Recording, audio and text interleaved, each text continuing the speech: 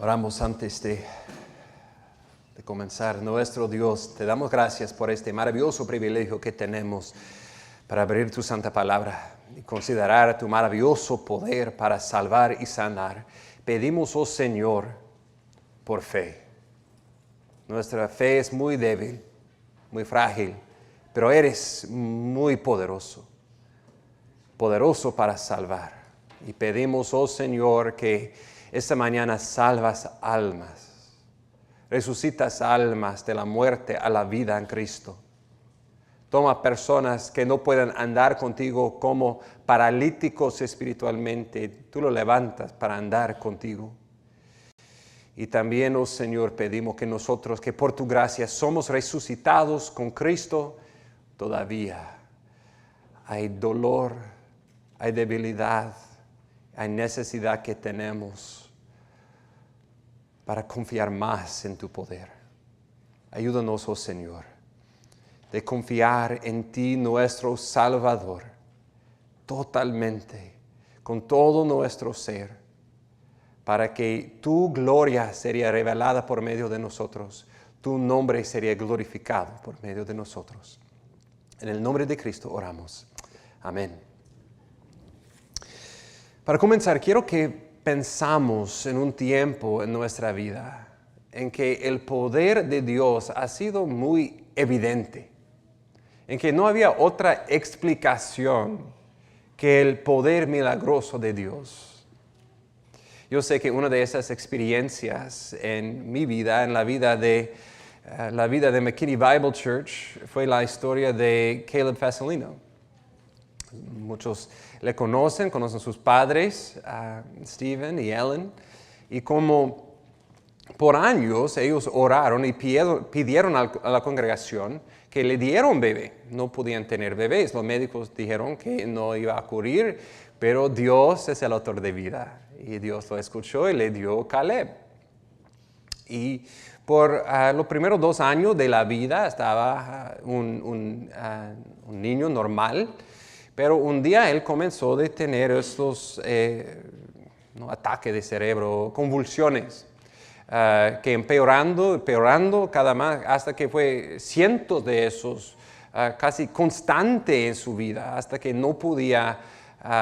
casi no podía comer, no podía andar, no podía hablar. Y este fue por años que él sufrió así. Y como estábamos hablando en la escuela dominical de la mujer que se fue a médico y solamente empeorando, fue la historia de Caleb. Se fueron a médico y cada vez él no fue ayudado y trataron diferente medicina, trataron diferentes cambios de dieta. Y claro, todo ese tiempo ellos estaban orando por la gracia de Dios. Y un día le trajeron delante de la congregación. Y claro, en todo ese tiempo la iglesia estaba orando por él. Pero llegaron al punto en que fueron a los médicos expertos en Minnesota, como los mejores que hay. Y los médicos dijeron, no hay nada que podemos hacer. Va a continuar de empeorar por el resto de su vida. Y será como un vegetable por el resto de su vida. Pero ellos creyeron en el Señor y en su poder. Le trajeron delante de la congregación. Estamos orando y en nada menos que un milagro, Dios le sanó. Y pueden verlo ahora, como él corre y él es muy chistoso y lleno del amor de Dios.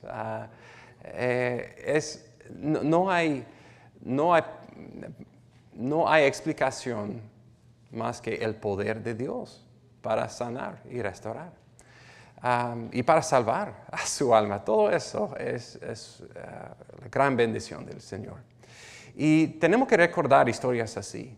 Y también leer historias en la Biblia así. Y no verles como algo imposible, como algo literario, pero no real. Este es el Dios quien servimos. El Dios de poder, quien escucha nuestras peticiones, quien hace milagros, quien es poderoso para sanar y para salvar. Y creo que parte de la razón, porque no creemos tanto como debemos en el poder infinito de Dios es porque ponemos tanto énfasis en lo físico y en la sanación. Y no entendemos que cada sanación en la Biblia, aunque es una demostración del poder de Dios, invertir el efecto del pecado y la caída del hombre por causa de que hay enfermedad y hay muerte físico. No entendemos que nuestra necesidad es más profundo. Necesitamos ser sanados espiritualmente. Necesitamos perdón de los pecados. Necesitamos ser resucitados con Cristo. Y que cada persona que cree en Cristo, que es salvado del pecado, esta es la demostración del poder al máximo, tomando un cadáver espiritual y resucitándolo para ser un hijo de Dios. Y esto es lo que vamos a ver en nuestro pasaje de hoy. Vamos a ver 2 milagros que parecen que eran hechos por Pedro, pero no eran de Pedro, eran hechos de Jesús, por medio de Pedro. Y en el contexto de Hechos estamos en un punto muy importante, porque la proclamación del Evangelio está a punto de ir en capítulo 10 a gentiles. Jesús dijo en Hechos 1:8 el plan que tenía, que todavía tiene, que Él está cumpliendo. Que en el poder del Espíritu el Evangelio iba a ir primeramente a los judíos en Jerusalén y después a los samaritanos en Judea y Samaria. Y finalmente, comenzando en Hechos 10, hasta los confines de la tierra, comenzando con Cornelio, el gentil. Y en este progreso, en este avanzamiento del Evangelio, estamos en la última sección de capítulo 9 hasta llegar a la proclamación a los gentiles. Y el punto, creo, es esto, que antes de ver el poder de la palabra para salvar gentiles, vamos a ver el poder de Dios para sanar paralíticos y resucitar a la muerta. Y vamos a ver en eso que la palabra de Dios es poderoso para sanar y salvar. Y estos milagros son más que demostraciones del poder de Dios para sanar físicamente. Son ilustraciones de nosotros y nuestra condición en pecado, que somos como el paralítico. No podemos andar con Dios aparte del poder de Cristo para darnos perdón del pecado y habilidad de andar con Dios. Somos como la muerta, quien no podía vivir, pero Dios en su poder nos resucita para vivir nueva vida con Cristo. Entonces todo eso apunta a la cruz y la resurrección de Jesucristo. Una cosa más, antes de entrar en el texto, para recordar en Hechos, es que Hechos es el segundo volumen escrito por Lucas, inspirado por el Espíritu Santo. El primer volumen era el Evangelio de Lucas y tenemos el libro de Hechos. Y van juntos, son los dos partes de la historia de la vida de Jesús. Hechos 1:1 dice que en el Evangelio Él describió lo que Jesús comenzó a hacer y enseñar. Esto significa que Hechos es lo que Jesús sigue haciendo y enseñando por medio de su Espíritu en nosotros, en sus discípulos, en su iglesia. Y por esa razón no es una sorpresa que hay muchas historias en Hechos que suenan mucho como historias en la vida de Jesús, en Lucas. Porque Jesús es lo mismo, ayer y hoy y para siempre. Es el mismo poder de Jesús haciendo milagros en Lucas y haciéndolo por medio de sus discípulos en Hechos. Es el mismo Jesús enseñando en Lucas y enseñando por sus discípulos en Hechos. Este debe animarnos, hermanos. Jesús no es muerto. Jesús vive. Jesús fue poderoso y Jesús es poderoso. Y cuando leemos esas historias, vemos que no es Pedro el héroe de la historia. Es Jesucristo obrando por medio de Pedro. Y Pedro dando gloria a Jesús. Y también Jesús está obrando hoy por medio de nosotros, su iglesia, por su Espíritu. Confiamos en su poder para levantar, su poder para levantar a los paralíticos, levantar a los muertos, levantar a los que son paralíticos y muertos espiritualmente. Y la pregunta para nosotros será si estamos confiando en Cristo, en su poder, para perdonarnos, limpiarnos, resucitarnos para andar en novedad de vida. ¿En cuál poder estamos confiando? Es la pregunta de hoy. Entonces, para entender nuestro pasaje, vamos a hacer algo un poco diferente que lo normal. Vamos a primeramente leer una historia en Lucas y ver su cumplimiento en Hechos. Y después leer otra historia en la vida de Jesús en Lucas y ver su cumplimiento en Hechos. Entonces, 4 pasajes por el precio de 1. Yo sé. Entonces, primeramente vamos a Lucas 5, por favor. Lucas 5, versículo 17 a 26.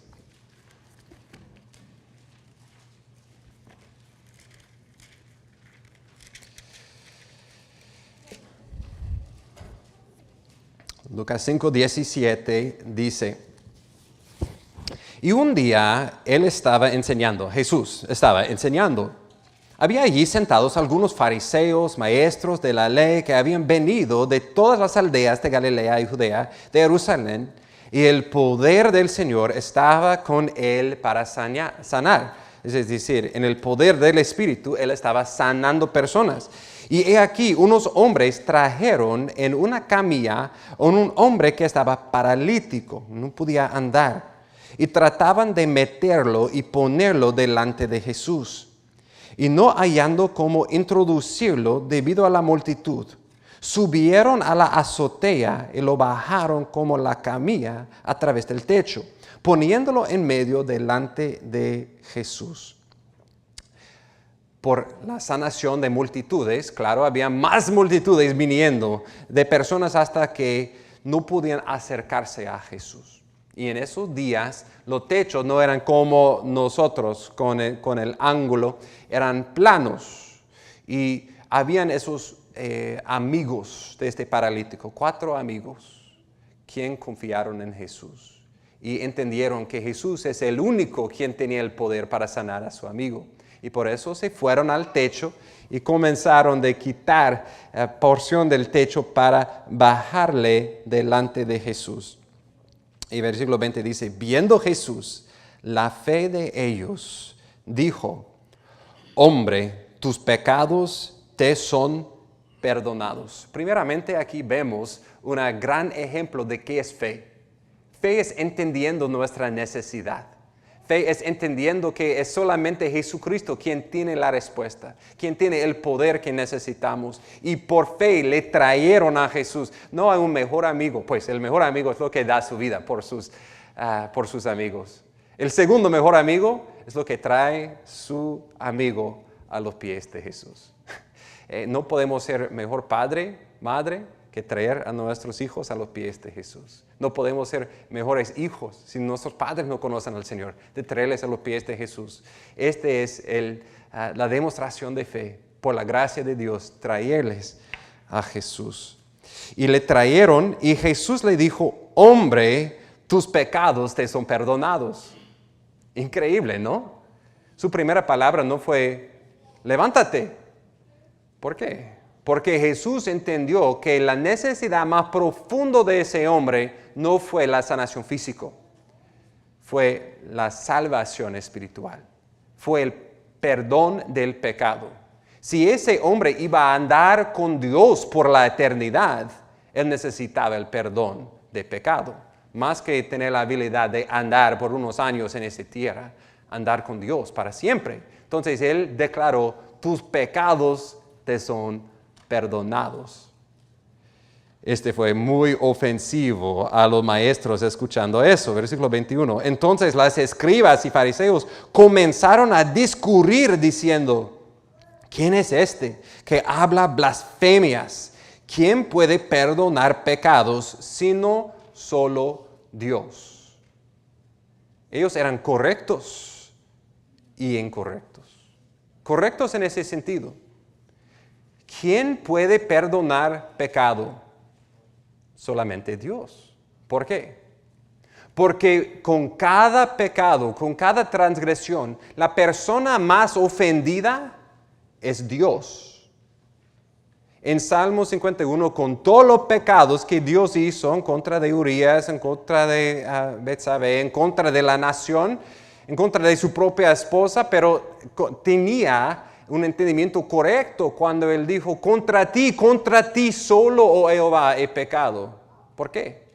Porque Dios, nuestro Creador, primeramente es ofendido. Él ha creado ese mundo para obedecerle, y con cada mentira, con cada mal pensamiento, con cada mal palabra, con cualquier pecado, en contra de cualquier persona, primeramente Dios es ofendido. Y la paga del pecado es muerte. Es peligroso pecar en contra de ese Dios. Y ellos entienden, por un ser humano decir, tus pecados te son perdonados, sería blasfemia. ¿Quién eres tú tomar el lugar de Dios? Declararle perdonado. No, tú no eres Dios, solamente Dios puede perdonar. Los sacerdotes no pueden perdonar, solamente Dios puede perdonar. Eran correctos en eso, pero incorrectos porque ellos no entendían que Jesús es Dios. Jesús es Dios. Jesús tiene la autoridad, el poder para perdonar. Él da evidencia que Él es Dios en versículo 22. Dice, conociendo Jesús sus pensamientos, respondió y le dijo, ¿por qué discurrís en vuestros corazones? ¿Quién conoce los pensamientos del hombre? Solamente Dios. ¿Quién sabe las intenciones del corazón? Solamente Dios. Jesús es Dios. Conoce no solamente el pecado de este paralítico, Él conoce el pecado de estos fariseos y escribas. Él conoce nuestro pecado también. Y gracias a Dios, Jesús tiene la autoridad para perdonar a esos pensamientos de mente y corazón. Él le pregunta, ¿qué es más fácil decir? ¿Tus pecados te son perdonados? O decir, levántate y anda. ¿Cuál es lo más difícil? Pues claro, es más difícil decir a un paralítico, levántate y anda. Porque si Él dice a un pecador, tus pecados te son perdonados, no es como en ese momento, ¡pum!, hay una luz que se brilla de los cielos y todos pueden ver la evidencia. En ese momento ese pecador es salvado. No, esa es una transacción celestial. En los cielos los ángeles están cantando, Dios está gozoso, ese pecador es perdonado realmente, pero no hay en ese momento la evidencia por todos ver los pecados lavados de ese pecador. Pero si tú digas a un paralítico, levántate y anda, en 2 segundos va a ser prueba del poder de la palabra o no, él va a andar o no. Él dice, versículo 24, para que sepáis que el Hijo del Hombre, ese es su título por sí mismo, de Daniel 7. Él dice, para que sepáis que el Hijo del Hombre tiene autoridad en la tierra para perdonar pecados. Dijo al paralítico, a ti te digo, levántate, toma tu camilla y vete a tu casa. Y al instante se levantó delante de ellos, tomó la camilla en que había estado acostado y se fue a su casa glorificando a Dios. Increíble, maravilloso. El poder de Jesucristo. El poder de Jesucristo para levantar un paralítico que nadie podía ayudar. Solamente el poder de Cristo con una palabra. Y se levantó, tomó su camilla y andó. Este es una demostración del poder de Jesús físicamente, pero nota la razón. Jesús dice, ¿por qué Él hizo eso? Para que sepáis que el Hijo del Hombre tiene autoridad en la tierra para perdonar pecados. Ese fue más que un milagro, más que una demostración de poder. Este fue una señal que apuntó a una realidad celestial, que Jesús tiene autoridad para perdonar pecados. Y la ilustración de eso fue este paralítico andando. Todos nosotros, por causa de nuestro pecado, no podemos andar con Dios. No tenemos la habilidad en nosotros de andar con Dios. Y si estamos tratando con toda nuestra fuerza de ser buenas personas, de merecer a su amor, merecer ir al cielo, ser buenas personas religiosas, ser buena persona. No podemos hacerlo. Es un paralítico tratando de hacer todo lo posible en su fuerza para andar. No puede. ¿Por qué? Es un paralítico. No podemos andar con Dios porque somos pecadores. No tenemos la habilidad. Necesitamos a alguien más poderoso para darnos el poder de andar con Dios. Necesitamos Jesucristo para quitar esta limitación. ¿Y cuál es nuestra limitación? Es nuestro pecado. Necesitamos el Salvador para perdonar ese pecado, para que podamos andar con Dios.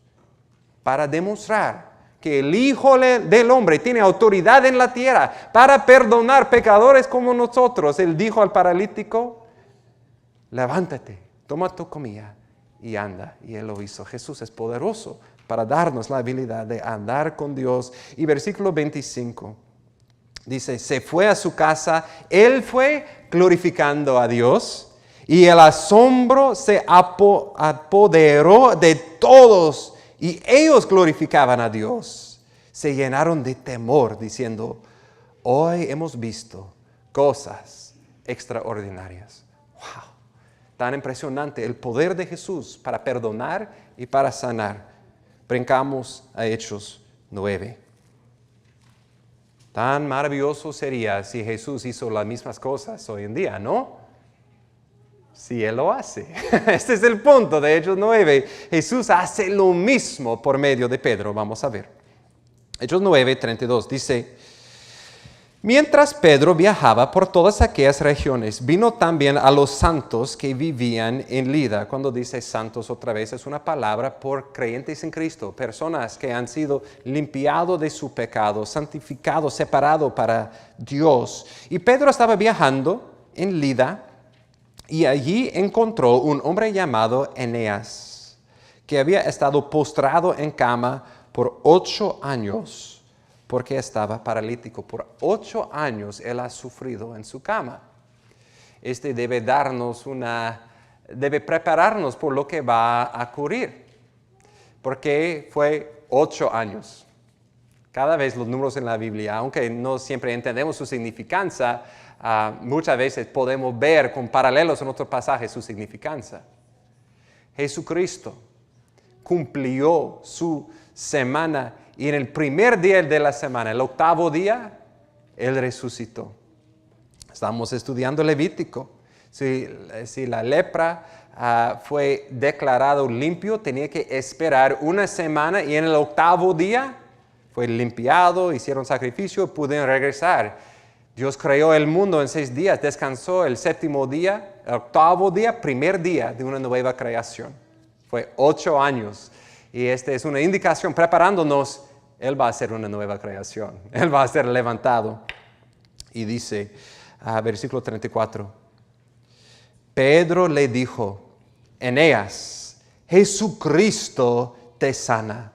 Levántate y haz tu cama. Y al instante se levantó.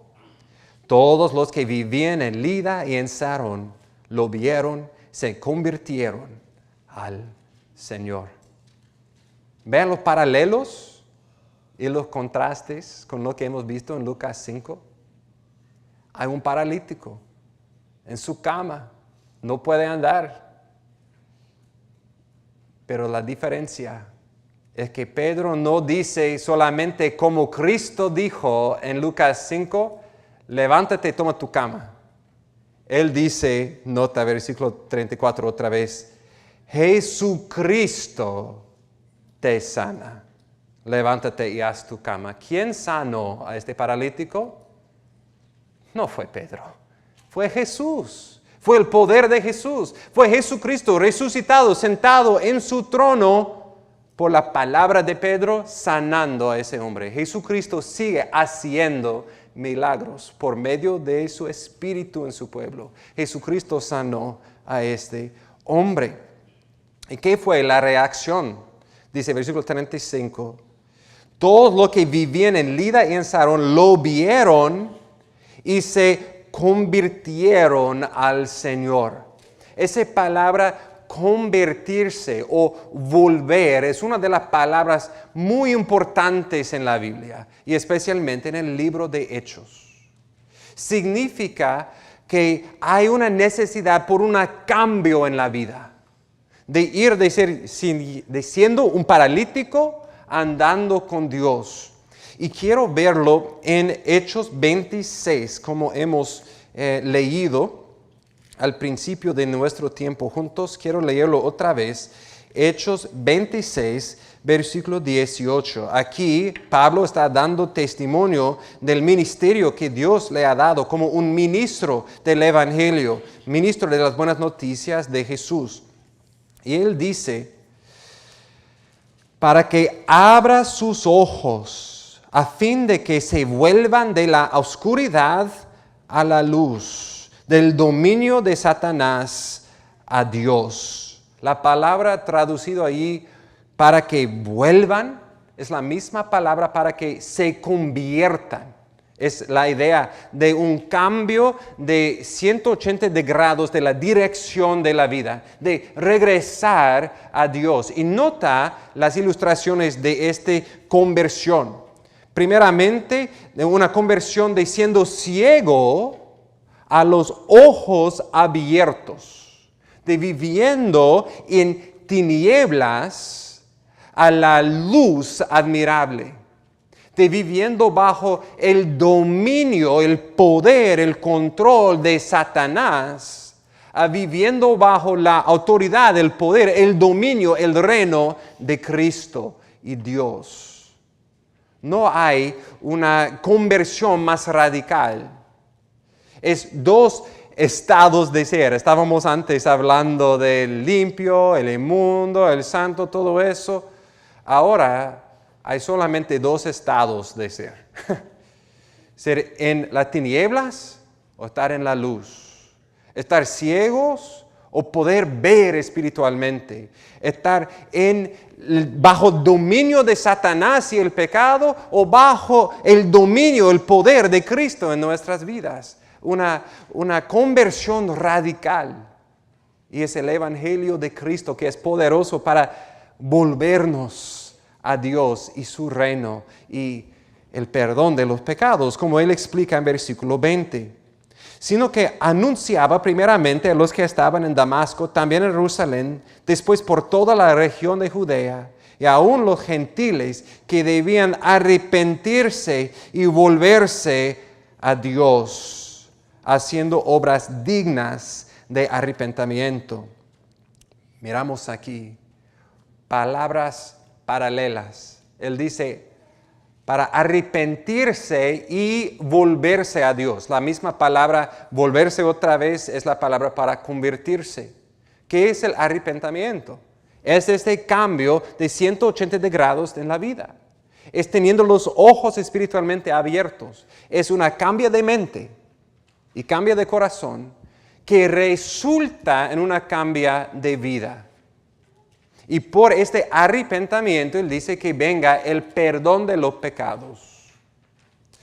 Nota entonces el fruto de este arrepentimiento. Él dice, versículo 20, volverse a Dios haciendo obras dignas de arrepentimiento. O Jesús habla del fruto de arrepentimiento. Lo que nos salva, quiero ser muy, muy claro aquí. Lo que nos salva, no que nos traslada de este lugar en la oscuridad a la luz. Lo que nos traslada de siendo bajo el dominio de Satanás a bajo el dominio de Dios, no son nuestras obras. No es si hago cosas buenas suficientes para que Dios me mueva de un lado de otro lado. No, tengo que ser rescatado. Soy prisionero de Satanás. Soy esclavo a mi pecado, soy un paralítico y yo no puedo andar. Necesito su gracia soberana para rescatarme, salvarme, darme el don de fe y arrepentimiento para moverme a ese lado. Es por la gracia de Dios, el poder de Dios, por medio de fe y arrepentimiento, moviéndome a ese lado, salvándome del dominio de Satanás a Cristo. ¿Y qué ocurre cuando estoy viviendo bajo el dominio de Cristo? Hay obras, evidencias, fruto de este arrepentimiento en mi vida. Romanos 6 dice que somos esclavos a lo que nos servimos. ¿Estamos esclavos de Dios o esclavos del pecado y Satanás? Y estamos viviendo aquí en las tinieblas, viviendo aquí, obedeciendo a Satanás. ¿A quién estamos sirviendo? ¿En cuál dominio estamos viviendo? Hay evidencia que somos hijos de luz, que hemos volvido a Dios, o estamos viviendo como nuestras vidas anteriores, separados de Dios. Esta es una pregunta importante por cada uno de nosotros. Hay evidencia en nuestra vida que hemos sido salvados, que hemos sido rescatados, que hemos por su gracia volvido a Dios. Hemos visto en Lucas 5. ¿Qué fue el efecto en la vida del paralítico? Salió glorificando a Dios. Hay evidencia en nuestra vida de este cambio de corazón y vida. Otra vez, versículo 18 dice, para que reciban por la fe en mí el perdón de pecados y herencia entre los que han sido santificados. El punto de esa primera historia o primeras historias que hemos visto es que Jesús tiene el poder, la autoridad para perdonar los pecados, para tomarnos de siendo paralíticos espiritualmente, para andar en novedad de vida con Dios. La segunda historia podemos encontrar en Lucas, pero quiero leerlo de Marcos. Paso conmigo, por favor, a Marcos capítulo 5.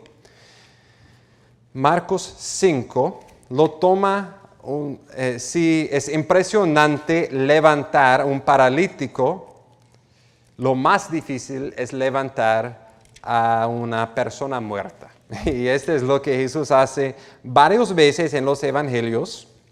Y uno de esos quiero ver en Marcos 5 con su paralelo en Lucas 8, que tiene que ver con un paralelo en la vida de Pedro que vamos a ver en adelante. Marcos 5, y voy a comenzar en versículo 21.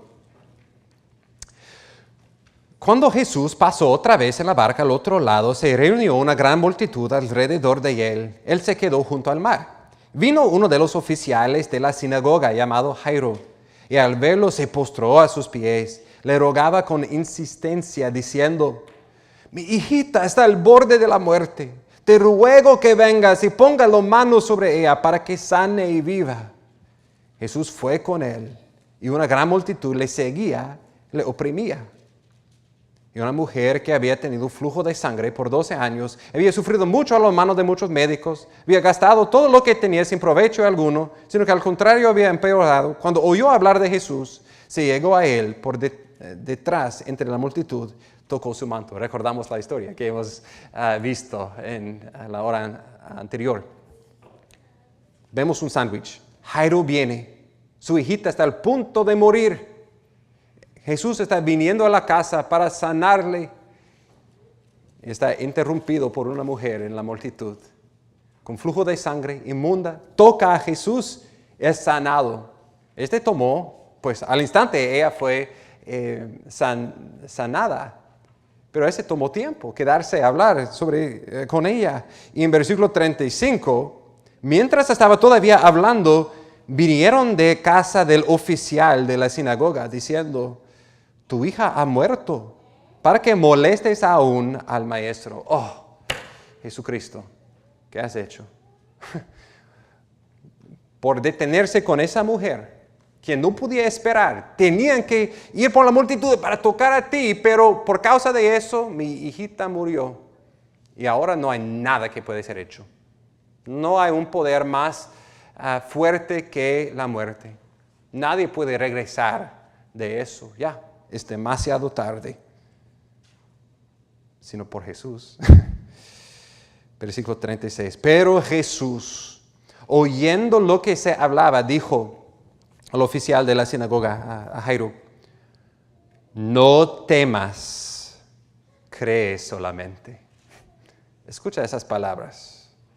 Cuando estamos en los tiempos de lo más temor, lo más tristeza. Cuando pensamos que es totalmente imposible, Jesús dice, no temes, cree solamente.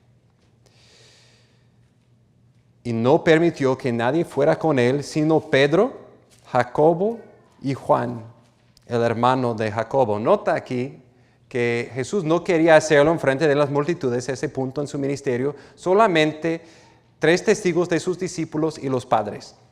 Y Pedro era uno de esos testigos. Toma eso en mente. Fueron a la casa del oficial de la sinagoga y Jesús vio el alboroto y a los que lloraban y se lamentaban mucho. Al entrado les dijo, ¿por qué haces alboroto y lloráis? La niña no ha muerto, sino que está dormida. Y se burlaban de él. Pero él, echando fuera a todos, tomó consigo al padre y a la madre de la niña y a los que estaban con él y entró donde estaba la niña. Claro, ella fue muerta. Jesús lo sabía, pero también él sabía lo que él iba a hacer. Como cada persona que cree en Cristo, que ahora está en la tierra, no son muertos, están durmiendo, esperando por el día de resurrección. Y él se fue con los padres, con sus 3 discípulos. Y versículo 41, tomando la niña por la mano, otra vez, cuando estudiamos Levítico, entendemos mejor tan radical fue eso. Tocar un cadáver se hace una persona inmunda, pero él la tocó la mano, no fue inmundo.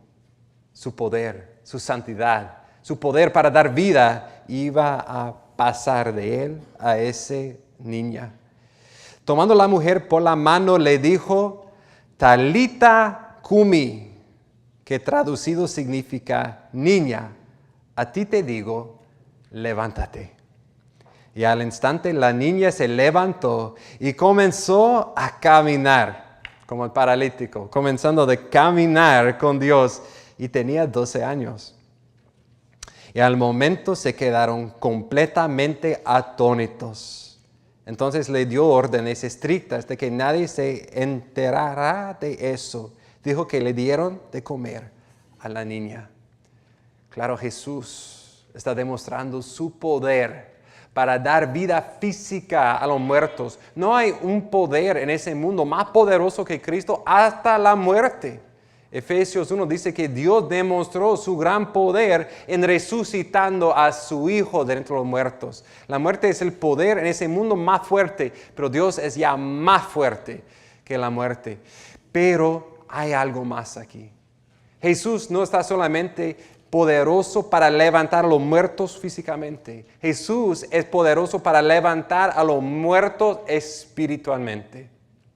Efesios 2:1 dice que todos somos muertos en nuestros delitos y pecados.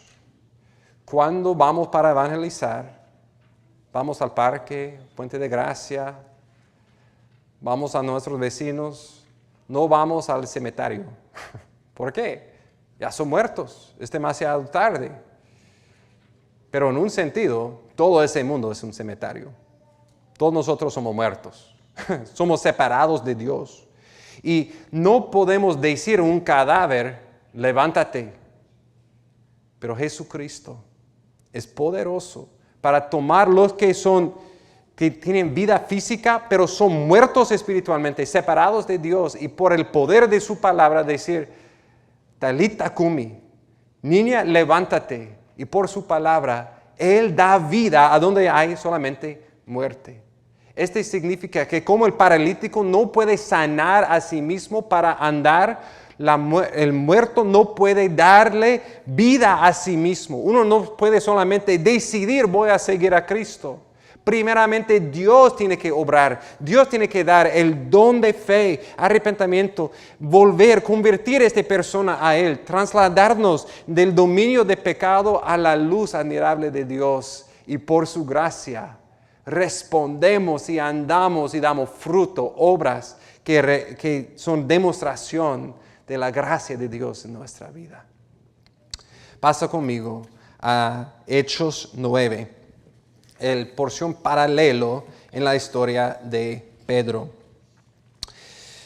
Hechos 9:36 dice: había entonces en Jope una discípula llamada Tabita. Entonces Tabita era un creyente, un discípulo de Cristo. Y nota su nombre. Su nombre es Tabita, que traducido al griego es Dorcas. No hemos decidido a este punto nombrar una de nuestras hijas Dorcas, pero tal vez un día es algo que considerar. Aunque tal vez en inglés suena un poco mal, las Dorcas.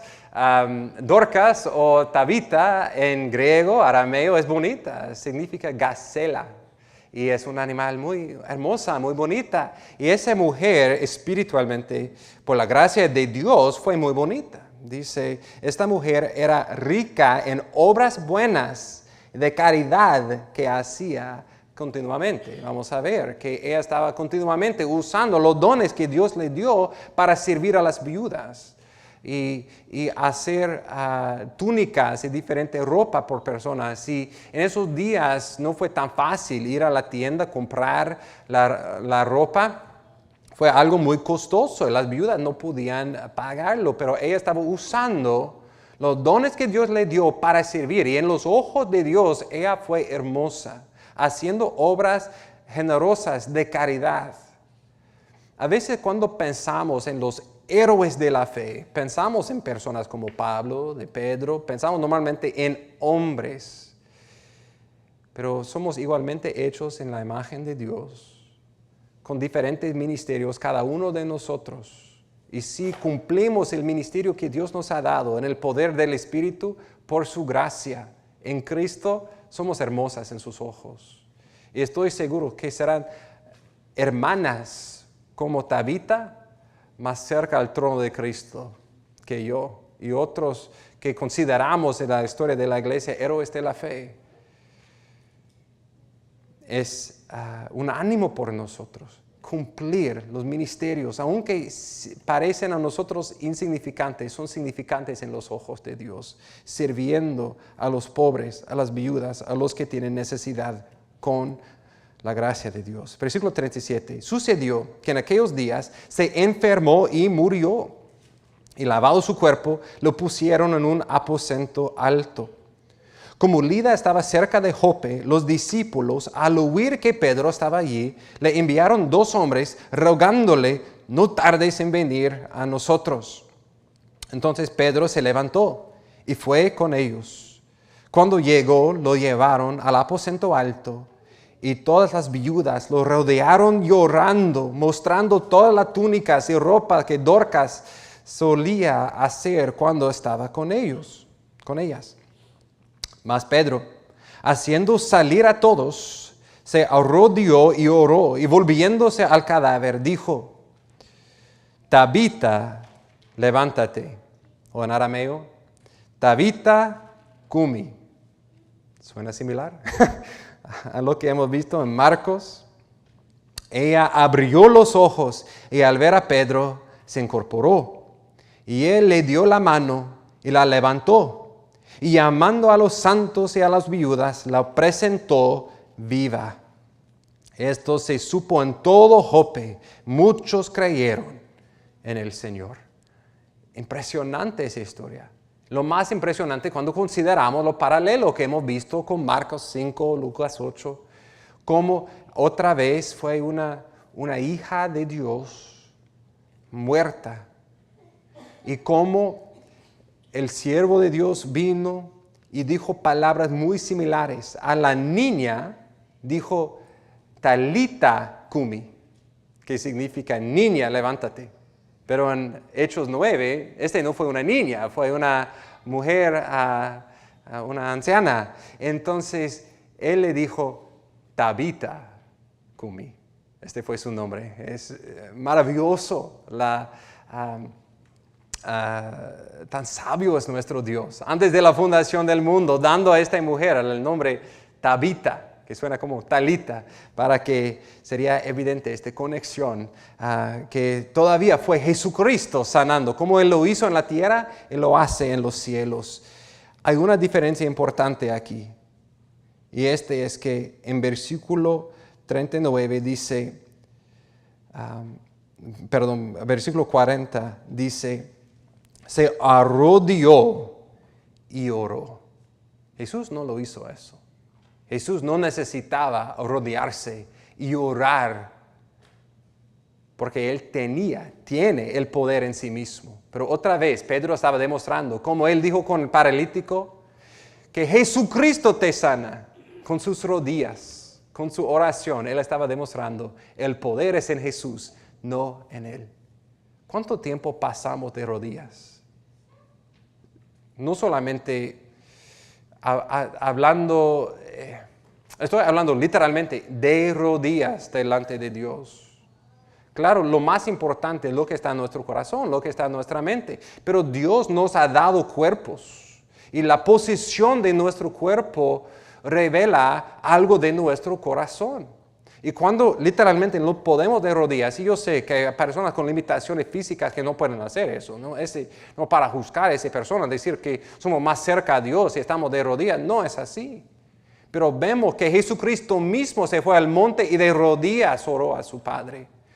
Es un ejemplo por nosotros considerar en nuestro tiempo privado de adoración, estar de rodillas, declarando con nuestro cuerpo, con nuestra boca, nuestra dependencia sobre nuestro Señor poderoso en los cielos. De rodillas Él oró y Jesús sanó a esta mujer. Y la reacción en versículo 42, muchos creyeron en el Señor. Otra vez, el punto de todos esos milagros no es solamente que quedan asombrados del poder de Dios, pero que sean trasladados del dominio de oscuridad a la luz por fe en Cristo. Otra vez la pregunta, ¿has sido convertido a Cristo? ¿Estás confiando por fe en el poder de Cristo para salvar y sanar y cambiar a tu vida? Confiamos en Cristo y decimos que somos creyentes en Cristo, pero estamos viviendo por fe en Cristo. Como hemos visto de las palabras de Jesús en Marcos 5. No temas, solo crees. Hemos visto en este maravilloso pasaje el poder de Jesucristo para sanar, y solamente para terminar quiero hacer 3 observaciones sobre la pregunta si todavía Jesús sigue haciendo milagros así hoy en día. La primera respuesta es sí. Jesús sigue poderoso. Él es lo mismo ayer, hoy y para siempre. Él es poderoso para sanar. Santiago 5, 14 y 15 dice, ¿está alguno entre vosotros enfermo? Que llame a los ancianos de la iglesia, que ellos oren por él, ungiéndole con aceite. El aceite representa el Espíritu Santo, en el nombre del Señor. Y la oración de fe restaurará al enfermo, y el Señor lo levantará, y si ha cometido pecados, le serán perdonados. Este no es un cheque blanco. Este no dice que si con una oración, con aceite, con fe, ¡boom! Es una promesa que esta persona será levantada, sanada. No, es una promesa que Dios lo escucha y que Dios va a cumplir su perfecta voluntad y que Él es poderoso para levantar cuando ese es su plan. Pero no debemos dudar de su poder para hacerlo. Debemos orar y orar y orar para la misericordia de Dios. Él sigue poderoso para sanar. Segundo, hacemos la pregunta, ¿por qué eran tantos milagros en la Biblia? Y no vemos tantos en nuestra experiencia hoy en día. Y en vez de eso, vemos muchas personas que usan el nombre de Jesús por dinero, diciendo que tienen un ministerio de haciendo milagros, pero han sido probado que todo es falso, solamente usando el nombre de Jesucristo para el dinero. ¿Cómo podemos responder a eso? La primera cosa a notar, creo, es que cuando estudiamos cuidadosamente la Biblia, no vemos con la misma frecuencia milagros en toda la Biblia. Claro, Dios es poderoso siempre para hacer su perfecta voluntad, pero hay ciertas temporadas en la Biblia en que vemos más milagros que en otros.